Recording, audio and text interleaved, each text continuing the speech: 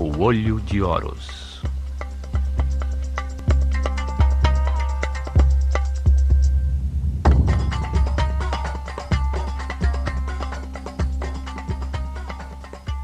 Terceira parte. A Esfinge, guardião do horizonte.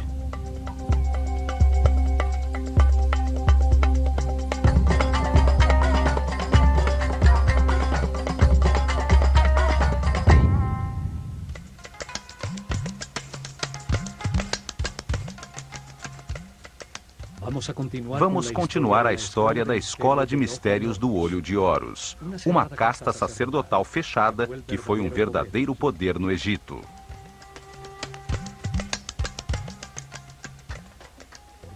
Foi organizada por sacerdotes sobreviventes ao dilúvio, possuidores de registros e conhecimentos da desaparecida civilização Atlante. Seres muito evoluídos que viram o cataclismo como oportunidade de estruturar uma nova civilização dedicada ao aperfeiçoamento espiritual.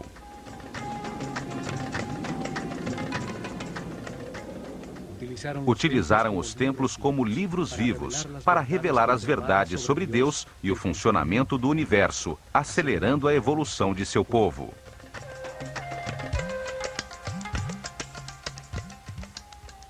Nos templos, concentraram o conhecimento e a riqueza, transformando-os em polos impulsores do desenvolvimento da civilização egípcia. Ensinaram que o Espírito Eterno reencarna repetidamente como homem na Terra para viver um processo de aperfeiçoamento criado por Deus.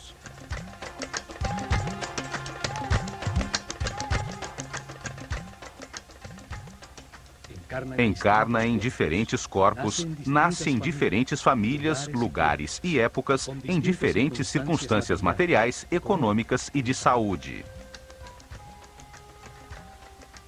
Reencarna repetidamente na Terra, enquanto o sistema solar dá uma volta ao redor do centro da galáxia, que dura 25.920 anos. Esta volta é chamada de ano cósmico.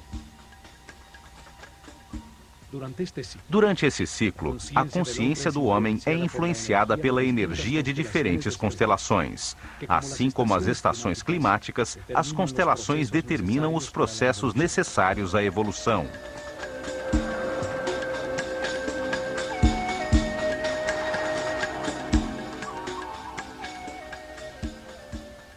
Os egípcios acreditavam que as estrelas que iluminam o dia do nascimento marcam o destino do homem e, em escala maior, o de toda a humanidade.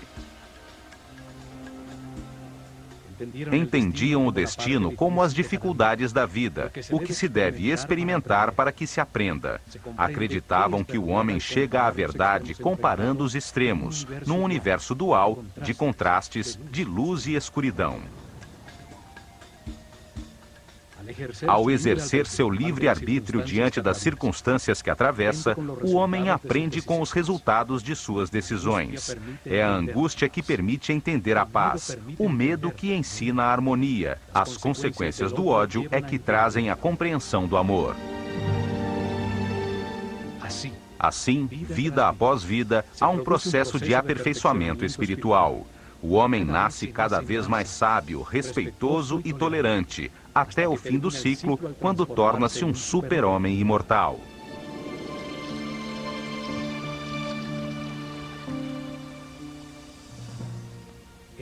Nesse momento de iluminação, lembra-se de todas as vidas, da corrente de erros que cometeu, entendendo que, graças a eles, compreende hoje a razão de sua existência. Em paz e harmonia, com um altíssimo nível de energia vital, irradiando permanentemente amor, conquista seus poderes superiores e chega ao ciclo seguinte de evolução numa escala mais alta da realidade. O processo evolutivo transforma a sua animalidade original, tornando-o um mestre elevado, um respeitoso ser imortal, capaz de experimentar a ausência de limitações.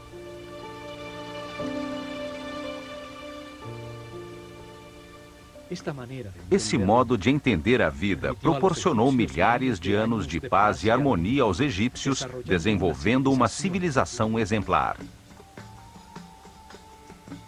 Os sacerdotes do Olho de Horus deixaram essas verdades no interior de seus templos. Por isso, nesta série de programas, os percorreremos um a um.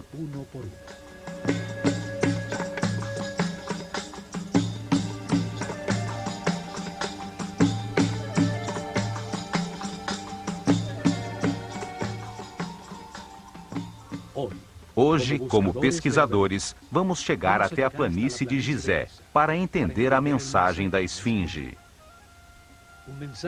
Uma mensagem que nos chega através do tempo, pois esse monólito de pedra é uma marca indestrutível para os pesquisadores do futuro.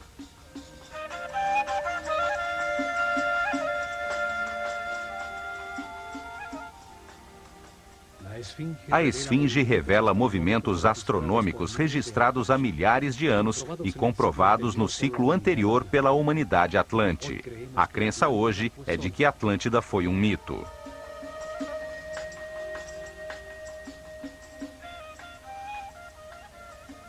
Lembremos que a história contada por Platão sobre o desaparecimento da Atlântida tem origem egípcia. Foram os sacerdotes do templo de Neith que mostraram a Solon os antiquíssimos registros sobre Atlante, uma palavra egípcia relacionada com a água.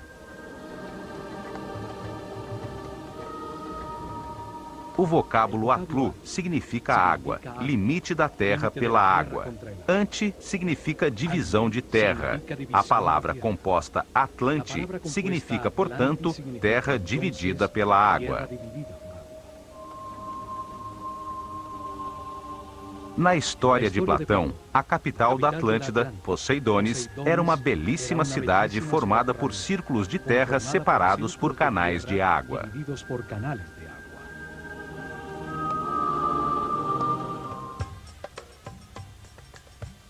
Para descobrir os segredos da Esfinge, analisemos sua forma simbólica, seu gigantesco tamanho em pedra monolítica, sua localização precisa e a direção de seu olhar.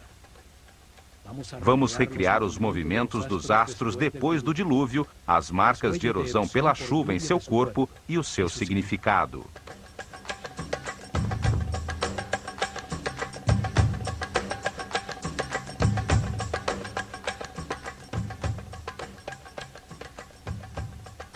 Os sacerdotes sobreviventes ao cataclismo Atlante esculpiram uma gigantesca forma simbólica com uma série de signos astronômicos, um relógio que marca os ciclos maiores do sistema solar na galáxia.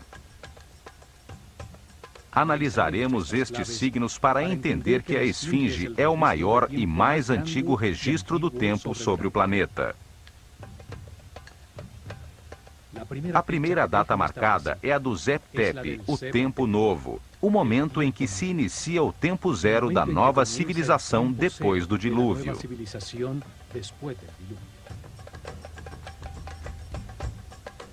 O Zep Tepi é o primeiro passo no caminho de aperfeiçoamento espiritual da humanidade. A Esfinge é a primeira pedra desse caminho.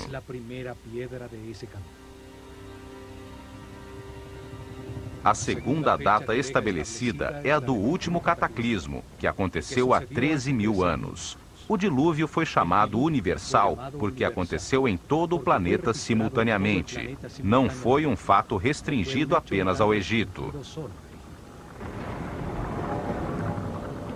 Os sábios sacerdotes tinham registros anteriores de outros cataclismos. Um deles ocorreu no início da civilização Atlante, há aproximadamente 38.000 anos. Sabiam que essa destruição era cíclica e acontecia a cada ano cósmico. Esse conhecimento lhes confirmou que os astros marcam a duração de todos os ciclos nas diferentes escalas do universo. As características da Esfinge revelam a importância de todos os níveis e escalas do grande ciclo cósmico. A volta do sistema solar ao redor do centro da galáxia determina a duração das estruturas físicas que sustentam a organização humana, pois a cada 25.920 anos acontece um cataclismo, dando lugar a uma nova forma de desenvolvimento, uma possibilidade diferente de organização.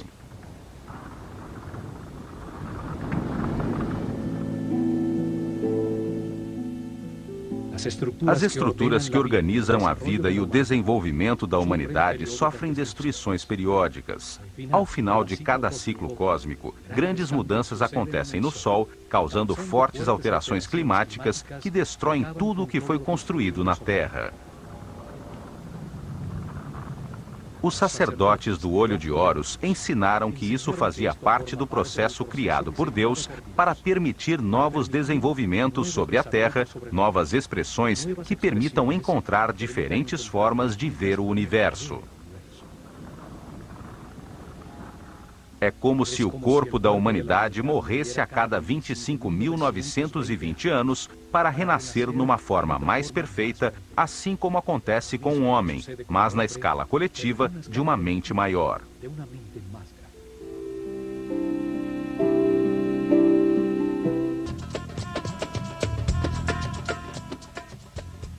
Na abóbada celeste, sobre o Polo Norte, existem 6 constelações, conhecidas como constelações polares. Abaixo, perto do Equador, existem 12 constelações zodiacais.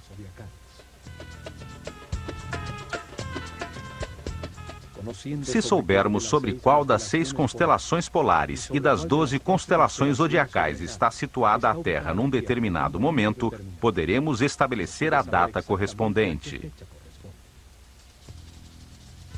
O sistema solar dá voltas ao redor da galáxia sobre uma linha imaginária chamada eclíptica.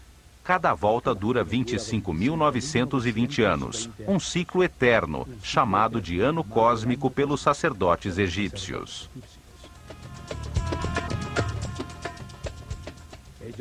Eles dividiram essa volta de 360 graus do sistema solar pela abóbada celeste em 12 setores de 30 graus cada um. O Sol os atravessa em 2.160 anos. São as 12 constelações de estrelas. Cada uma tem o nome de um animal, o círculo de animais, o zodíaco.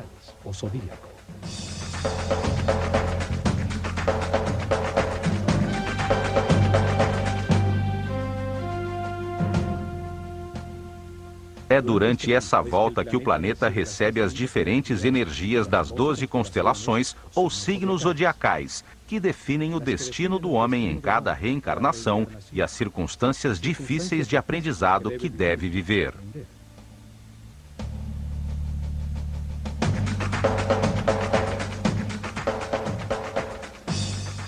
Partindo da posição que ocupa o sistema solar atualmente sobre a eclíptica, ao 0 grau, finalizando a Era de Peixes, entrando na Era de Aquário, retrocedemos 180 graus. Aqui se encontrava o sistema solar há 12.960 anos, 180 graus para trás, na constelação de Leão. Os cientistas atuais dizem que aproximadamente nessa época aconteceu o final de uma era, quando o gelo se derreteu e aconteceu o dilúvio.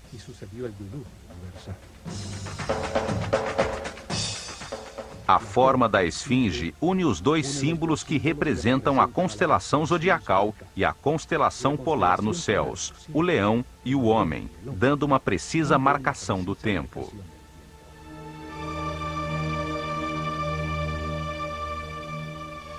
Essa forma representa os dois níveis em que se encontram essas estrelas. O corpo de leão representa a constelação homônima, enquanto o homem é o símbolo da constelação polar a que chamamos de Hércules, e que os egípcios chamavam de Tum, o Adão da mitologia astronômica.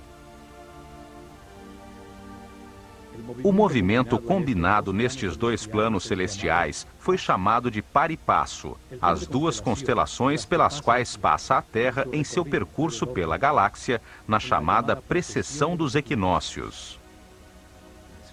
A esfinge marca, assim, o Zep-Tep, o tempo novo. A estrela polar chama-se assim por sua localização sobre o Polo Norte, diretamente sobre a coluna vertebral do planeta, seu eixo. É uma estrela fundamental, o poder que preside os céus. Vista da Terra, é ao redor dela que gira a abóbada celeste. A inclinação do eixo de rotação do planeta em relação ao Sol muda lentamente durante o percurso cósmico e aponta num segundo círculo, mais acima no céu, para 6 diferentes estrelas polares.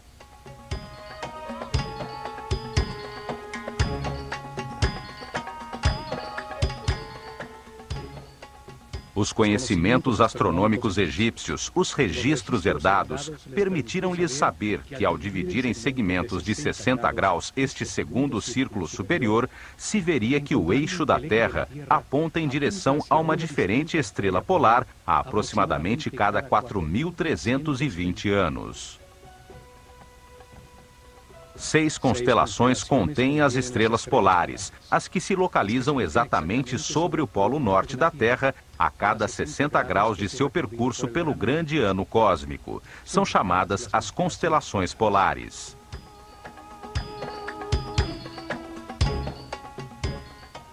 Na constelação da Ursa Menor está a estrela Polaris, localizada atualmente sobre o polo norte. É a estrela que guia os navegadores.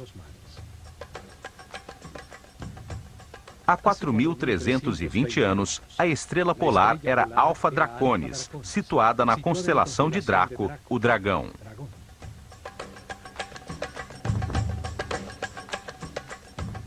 O poder que presidia há 8.640 anos era a estrela polar na constelação de Hércules, ou o Homem. Há 12.960 anos, quando aconteceu o dilúvio, a estrela polar no círculo superior era chamada Vega, da constelação da Lira.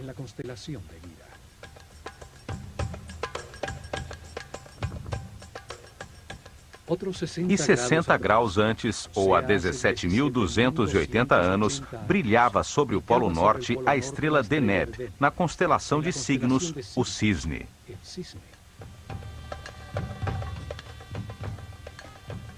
Há 21.600 anos, encontrava-se sobre o polo a estrela Alfirte, da constelação de Cefeus.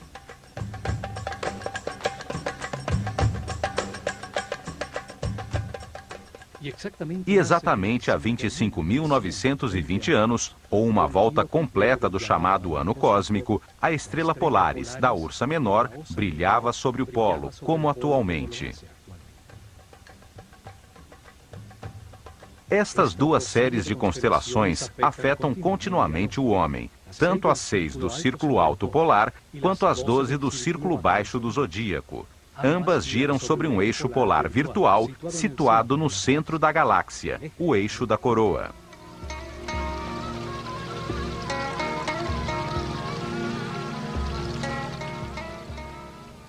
Para os egípcios, toda a abóbada celeste descansa nestas colunas polares, distribuídas simetricamente a cada 60 graus sobre o círculo, para onde aponta o polo da Terra em seu percurso com o sistema solar pela galáxia. A antiguidade e a precisão dos registros egípcios é evidente. Os sacerdotes guardiães do tempo herdaram registros astronômicos de mais de 26.000 anos. Os astrônomos atuais comprovam estes dois movimentos e os chamam a precessão dos equinócios, pois foram comprovados através das mudanças na linha dos equinócios. O Sol visto da Terra durante um ano solar parece ter 4 esquinas, 4 posições que limitam seus movimentos no horizonte. São definidas pelos solstícios e equinócios de verão e de inverno. O solstício de verão, dia 21 de junho, é o dia mais longo, com a noite mais curta do ano. O solstício de inverno, 22 de dezembro, é o dia mais curto, com a noite mais longa do ano. Os equinócios de verão e de inverno são 4 dias em que o dia e a noite são do mesmo tamanho.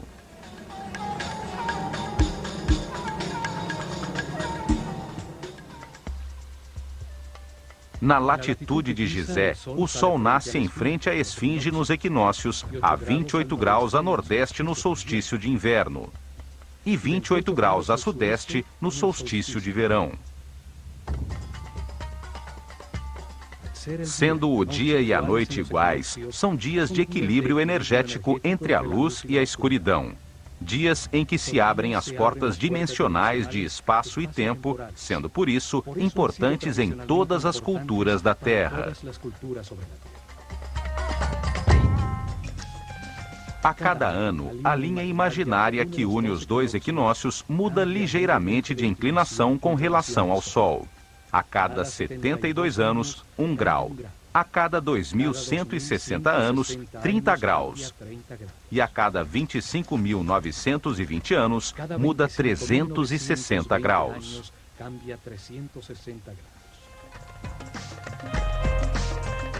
Assim, o que se conhece hoje como precessão dos equinócios corresponde exatamente aos ciclos definidos pelos antigos no par e passo, os dois níveis da volta que correspondem ao grande ano cósmico.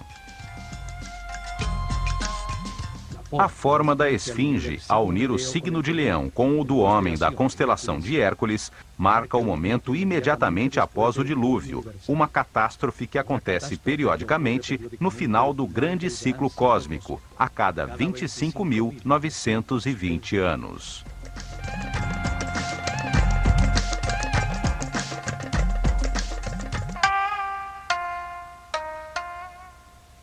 A esfinge é a maior escultura da Terra. Seu imenso corpo foi esculpido numa só rocha para permanecer incólume através dos séculos. É um gigantesco monólito, uma única rocha talhada na planície de Gizé, com 80 metros de comprimento, 13 de largura e 20 de altura. É do tamanho do quarteirão de uma cidade média.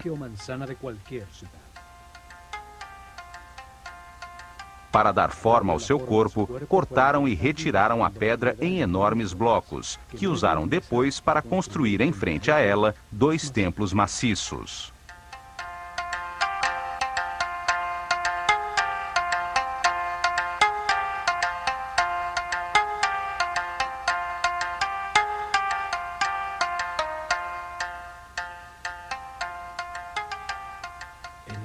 Enigmática e poderosa, é a obra de arte mais grandiosa da antiguidade chegada até nós.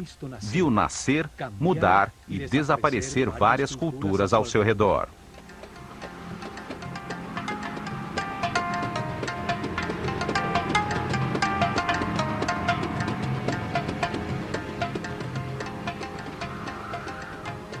A esfinge está situada num ponto muito especial na Terra, a planície de Gizé, também conhecida como Rostal no antiquíssimo livro dos mortos.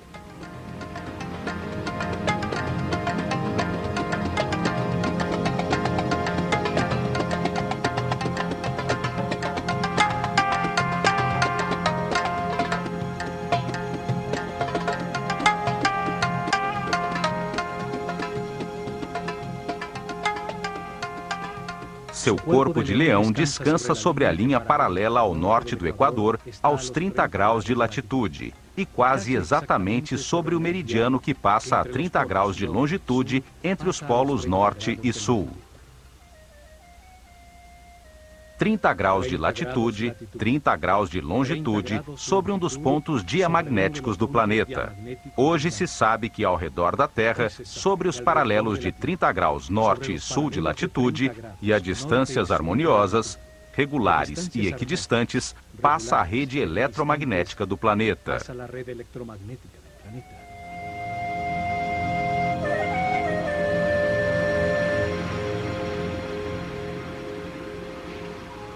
Todos os seres vivos, sem exceção, têm uma rede nevrálgica, uma matriz que capta e distribui de uma maneira harmoniosa a energia que todo o corpo necessita. A Terra está rodeada por essa rede geometricamente pura de linhas equidistantes, baseadas em poliedros regulares, por onde passa a energia que a mantém viva.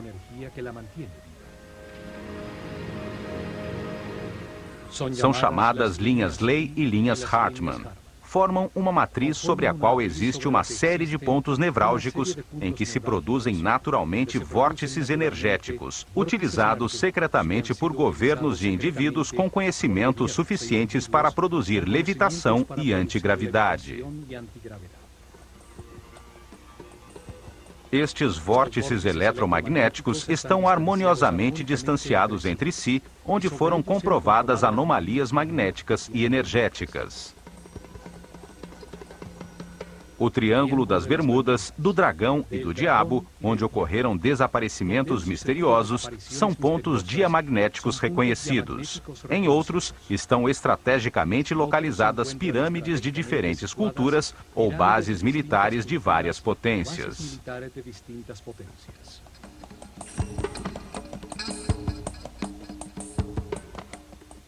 Utilizando a tecnologia adequada, pode-se aproveitar a energia do planeta sobre esses pontos nevrálgicos para anular a gravidade de qualquer objeto em seu campo de ação. Também nestes pontos foram realizadas experiências de translação dimensional, como as realizadas nos Estados Unidos no chamado Projeto Filadélfia, coordenado por Nikola Tesla em 1943. Nestes vórtices se produzem portas dimensionais que se abrem e se fecham ao entardecer nos dias de equinócio. Os egípcios consideravam o dia dos equinócios como a porta de Maat, a deusa do equilíbrio e da justiça. Nestes dias, realizavam cerimônias especiais com iniciados da escola de mistérios na planície de Rostal.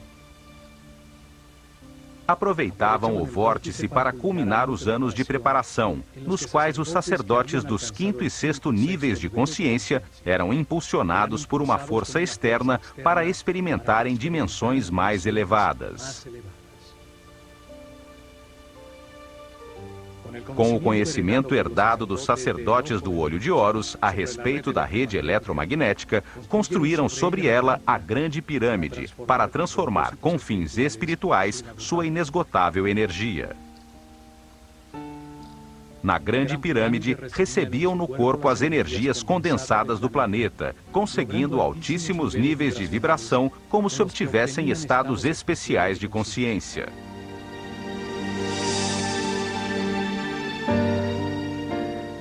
A Grande Pirâmide foi chamada de Arca de Har-Mako e foi construída sobre um vórtice eletromagnético para ser usada no dia do equinócio, quando os domínios da luz e da escuridão estão equilibrados pela deusa Maat.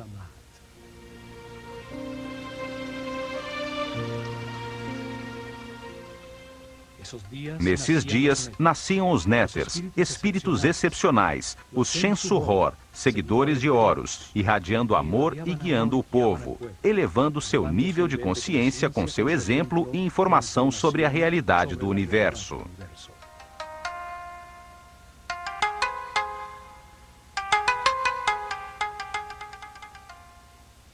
No Livro dos Mortos, na 5ª divisão, chamada Rostal, aparece uma forma piramidal protegida em sua base por 2 esfinges com forma de leão, que, olhando o sol em cada equinócio, protegem a entrada do reino de Sokar.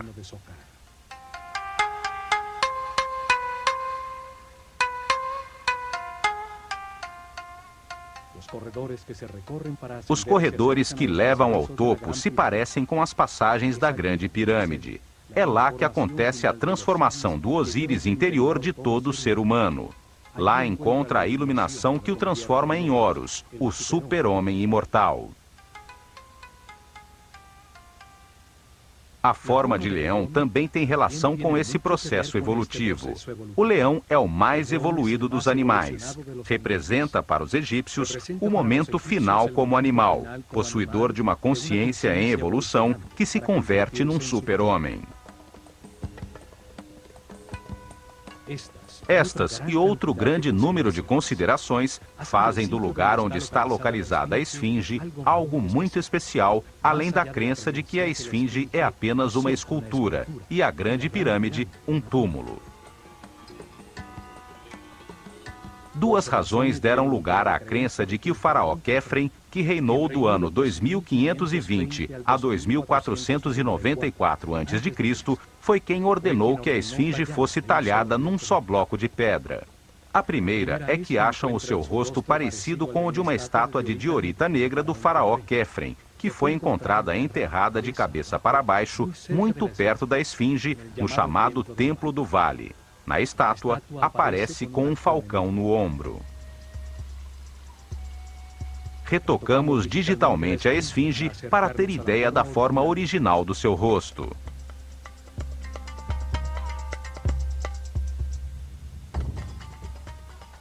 Achamos que as duas feições são muito diferentes das de Quefren.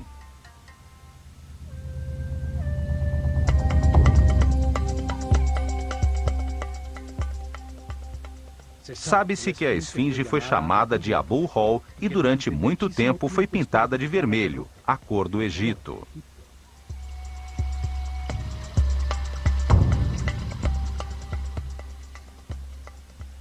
O tempo levou embora o peitoral de pedras semi-preciosas, o simbólico enfeite do queixo, as cores de seu elegante turbante e todas as pedras polidas de granito branco da pirâmide de Quefren.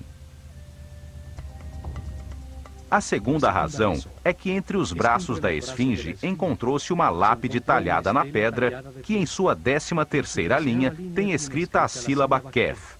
Isso serviu como prova para que os egiptólogos tradicionais atribuíssem a sua construção a Quefren.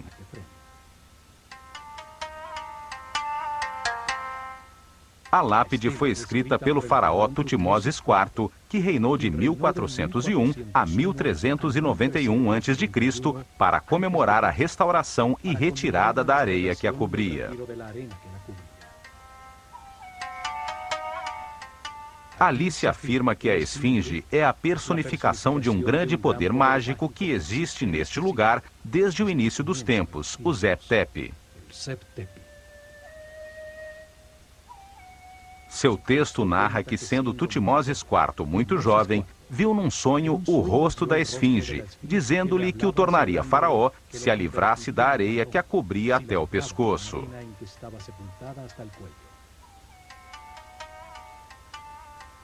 A realidade é que não existe nenhuma inscrição que afirme quem a construiu. Não se refere a Quefren como seu construtor. Certamente foi um dos restauradores que, como Tutmoses IV, limpou-a da areia através dos tempos. Em outra pedra talhada, chamada a Lápide do Inventário, encontrada em Gizé por Auguste Mariette, se afirma que o faraó Quéops, antecessor de Quefren, ordenou construir um templo ao lado da esfinge, o que prova que ela já estava lá, e que seu sucessor não pode ter sido o construtor. No entanto, esta lápide não é reconhecida pelos egiptólogos tradicionais, que alegam que não é original e que o estilo em que está escrita não corresponde à época de Quéops.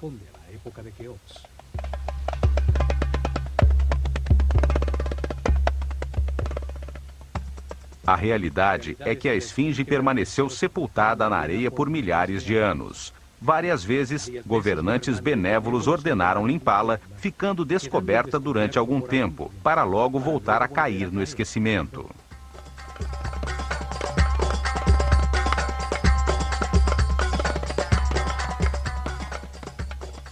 A direção de seu olhar acrescenta outro dado a este mistério. Sua cabeça de homem olha fixamente para o leste, contemplando o nascimento do sol há milhares de anos.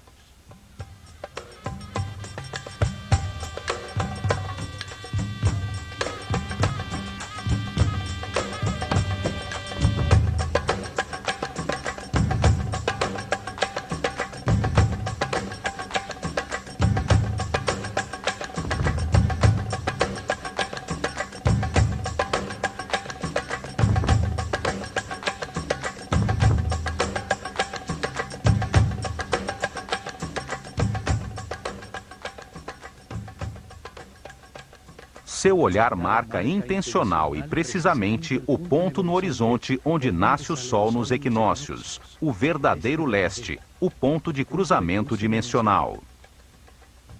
A linha imaginária que, passando pelo Sol, une o equinócio de verão e o de inverno, é utilizada atualmente para medir, com a variação de seu ângulo, o grande ano cósmico, a precessão dos equinócios. Seu ângulo muda 1 grau a cada 72 anos. Move-se 30 graus em 2.160 anos, 360 graus em 25.920 anos. É a marca do ano cósmico, o ciclo que determina as reencarnações do homem e a chegada dos cataclismos periódicos.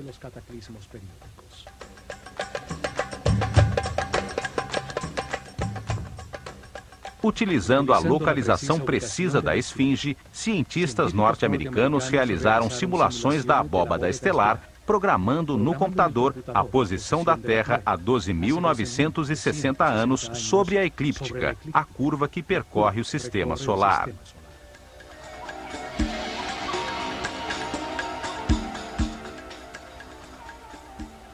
Ficou confirmado que, nesse momento, no ponto exato para onde a esfinge olha, o ponto no horizonte situado ao leste verdadeiro, aos 30 graus de latitude, surgiam todas as noites as estrelas da constelação de Leão.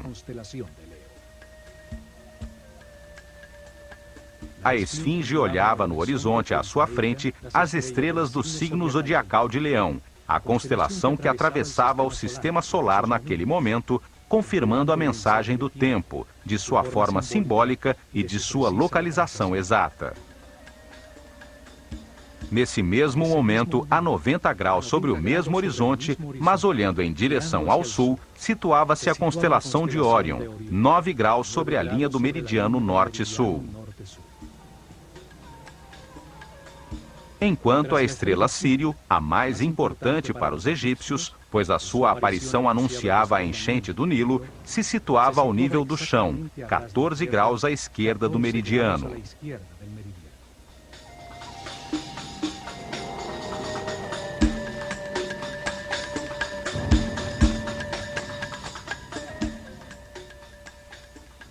A data transmitida pela esfinge, o início da nova civilização, o Zep-Tep, está confirmada pela relação da sua forma simbólica com a constelação zodiacal de Leão e polar de Hércules. Seu olhar em direção à saída do Sol no equinócio da primavera e à saída das estrelas de Leão à noite a convertem num relógio astronômico preciso. Sua localização foi escolhida com muita precisão, para convertê-la num mensageiro através dos tempos que contasse aos pesquisadores futuros o ciclo mais importante para o homem, o ano cósmico e a localização da rede eletromagnética do planeta.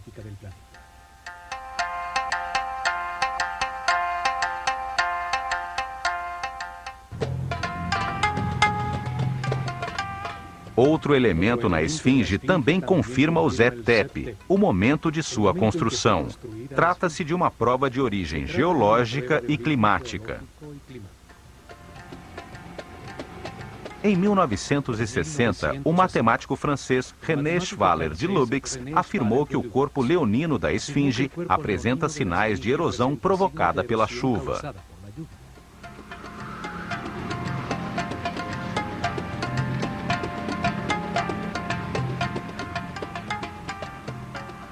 Isso surpreendeu a todos, pois está confirmado que a esfinge ficou enterrada debaixo da areia até o pescoço, 90% do tempo dos últimos 4.500 anos. Desde 2500 a.C., a data tradicionalmente aceita de sua construção pelo faraó Quefren, apenas poucas vezes, alguns governantes benévolos se preocuparam em restaurá-la e retirar a areia de sua superfície. Uma dessas últimas limpezas foi realizada por Napoleão quando esteve no Egito. Como é possível, então, que seu corpo apresente sinais de erosão devido à chuva?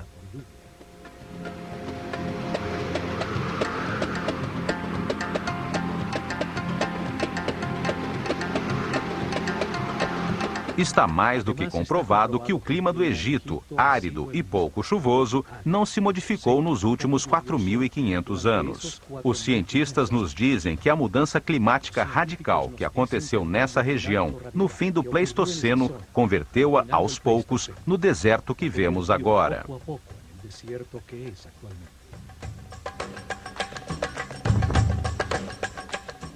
Isso quer dizer que a chuva que causou a erosão da Esfinge só pode ter acontecido entre o ano 10.960 a.C. e o ano 5.000 a.C., quando a planície de Gizé converteu-se no areal que a sepultou até o pescoço e a protegeu do clima ao seu redor. Uma expedição da Universidade de Boston comprovou as marcas de erosão, confirmando que eram causadas pelas chuvas e determinou que as profundas marcas foram geradas durante milhares de anos.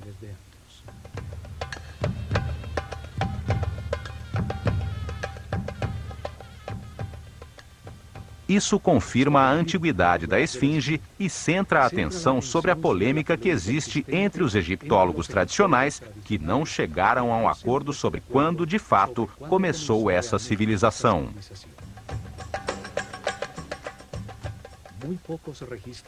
Pouquíssimos registros de governantes sobreviveram até hoje, e os existentes são aceitos apenas parcialmente. O papiro de Turim e a galeria dos cartuchos no templo de Osíris, em Abidos, têm os nomes dos faraós aceitos atualmente.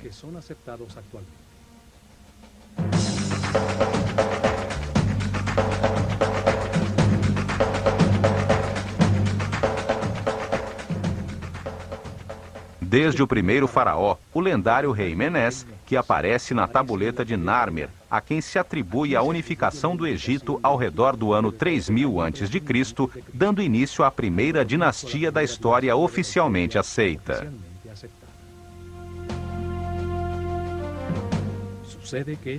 Acontece que essas listas, e a que o sacerdote Maneto escreveu no ano 300 a.C., em sua História da Civilização do Egito, começam na realidade muito antes no tempo, com outros governantes que não foram aceitos, alegando-se que eram mitos.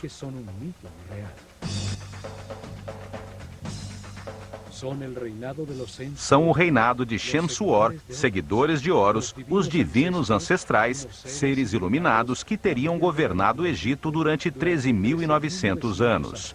Depois, o reinado dos Aku, os sábios, outros governantes excepcionais, cujo reinado, segundo essas listas, durou 11.000 anos antes de começar o reinado dos faraós, que durou 30 dinastias. Isso quer dizer que a civilização existiu no Egito ainda antes do dilúvio, durante o ciclo anterior a que chamamos Atlante, e que no Zep-Tep um novo ciclo recomeçou a partir dos conhecimentos herdados.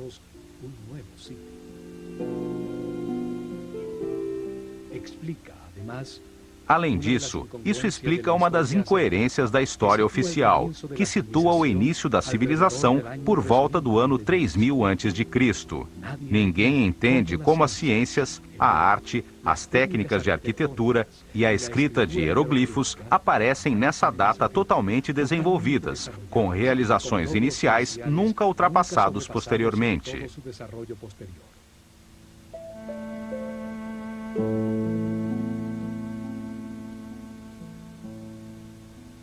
Não se entende como o complexo de Saqqara aparece de repente do nada, com ladrilhos cozidos, finíssimos acabamentos cerâmicos, harmoniosos detalhes arquitetônicos, colunas e pirâmides capazes de resistir durante milênios.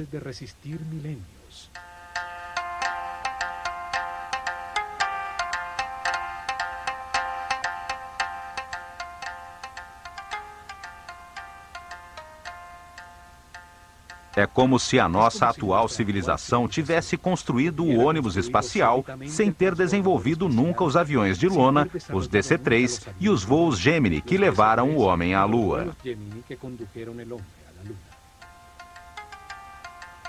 É evidente que a civilização egípcia herdou conhecimentos do ciclo anterior Atlante e que foi guiada em seus primórdios por uma casta sacerdotal de seres muito evoluídos espiritualmente, como afirmam as listas de governantes que chegaram até nós.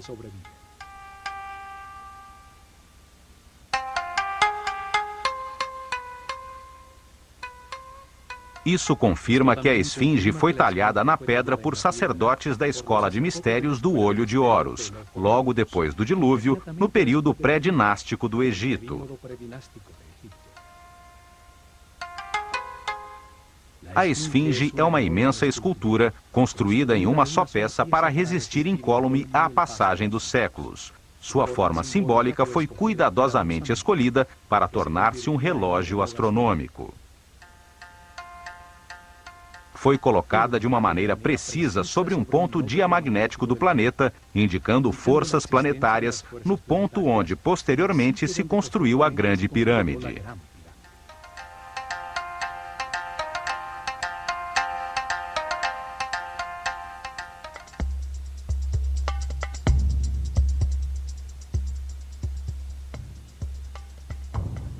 Seu olhar dirigido ao ponto preciso no horizonte onde surge o Sol no dia do equinócio indica a importância da porta de Maat, a entrada ao reino de Sokar, o momento onde o dia e a noite têm a mesma duração.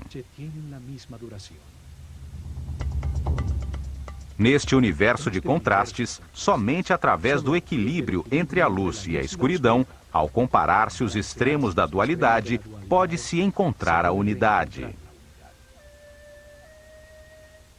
Consegue-se essa compreensão através da experimentação dos resultados das decisões tomadas ao longo de muitas reencarnações, encontrando o caminho do respeito e tolerância que conduz à paz e à harmonia.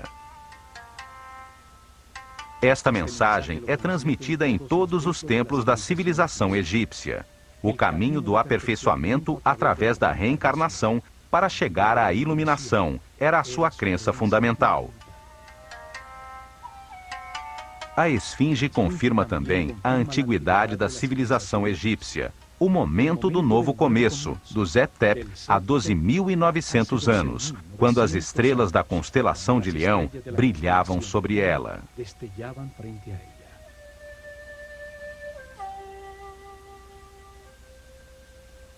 A esfinge marca a existência do ano cósmico, o ciclo mais importante para a humanidade. Confirma que, se de fato a civilização Atlante existiu, representa a certeza de que existe uma alta escola de sabedoria.